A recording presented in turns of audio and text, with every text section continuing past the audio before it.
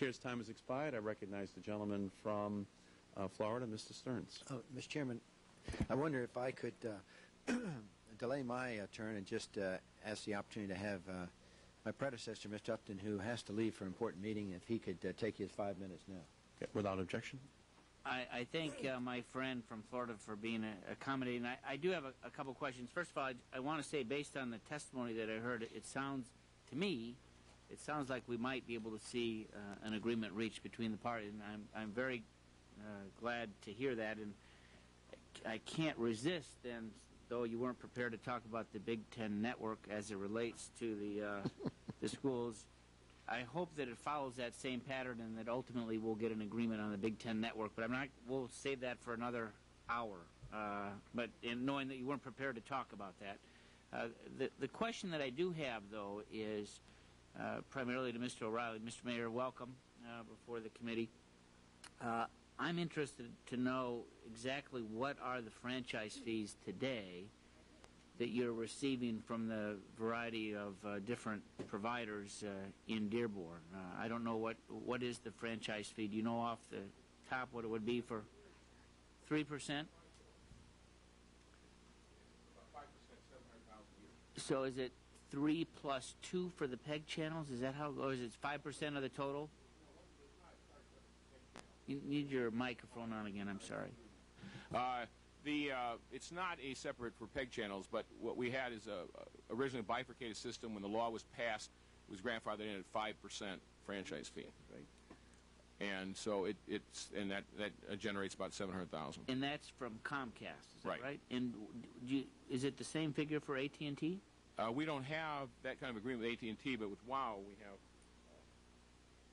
Okay, and WOW is 5 plus 1. WOW? Yes, WOW. WOW. Another provider, another cable provider, wire to wire. That's right. Right. I heard you say it. But so are you working with AT&T then to get a franchise? Well, that's an issue because the way that the state law PA 480 was provided, there does not appear to be a mechanism for that. See, as we looked at a national franchise bill in the last Congress, 06, I believe we had a 6% for everyone. Is that right? 5 plus 1. So we had 6% right. for everyone. So if that national law was in, then AT&T, everyone would be at 6%. Correct. What is the number of customers that you have for Comcast and WOW? About 15,000 for Comcast and 7,500 for WOW right now. And do you know what the number is for AT&T? I think they're just beginning the service, so I'd have to defer to Ms. Toriano because we don't have that number. We have no way of knowing it right now. Gail, do you know about what? You need your mic on, too. Sorry. The state law calls for up to 5 and up to 2. 5 for the franchise fee, 2 for the PEG fee. I don't know specifically about Dearborn, but we have applied in Dearborn as well as 106 other communities in southeast Michigan, and we are serving parts of 107. So it would, it's... Do you have a back of the envelope number? It would probably, more than likely, it would be, I would think, 5 and 2. Or 5 and 1 if WOW is at 1. No, but in 5 and 1. The number of customers. I don't have a breakdown by city. No, I do not. We have about 230,000, that we're serving nationally at this point in time. And obviously, Mr. O'Reilly, with satellite, you don't get any fee. Is that right? Right.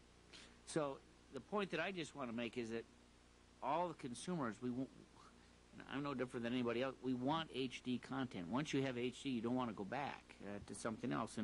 And as you all negotiate with Comcast and others as it relates to the quality of service in Dearborn, what you have to worry about is if for some reason Comcast, you steer people away from Comcast because they don't have that, they don't offer the HD, that consumer is going to pick somebody else. They're going to go to satellite. They're going to go to AT&T where you have no agreement yet, and so you will then lose all of that money from that consumer every single month. I'm a Comcast customer, and I have bundled service. So my modem, my telephone service, and my television service are all bundled with Comcast. You're right, and that's not what we're trying to do. We're trying to maintain the basic tier of service in its integrity. Where they put it, and that's why our contract says negotiated. Where they put it is where we want to go because we think it's important to our customers, particularly the customers, the 13.5% who are in the bracket where they need to get the converter in order to access. That group is a heavy user of local cable as we understand it. Again, the Nielsen ratings are very difficult. We've talked about that in terms of getting real numbers. But we know that there's a sharp interest, and we use it as a tool. When our sirens go off, at the same time our sirens go off, there's a message that's carried so that people can go and see what is that about, what do I have to do. We do a lot of public safety thing. In fact, it's so important. All of our programming is now put on our website also. So we're trying to be really current. But we do not want the cable companies to be harmed in any way. We just say that this is one of the last things negotiated in those original contracts that we think is important enough that we need to make sure it's maintained. Right, last question, just a yes/no. Gail, do you all offer the Big Ten network on AT&T? Yes. Okay. Yield back my time. Thank you.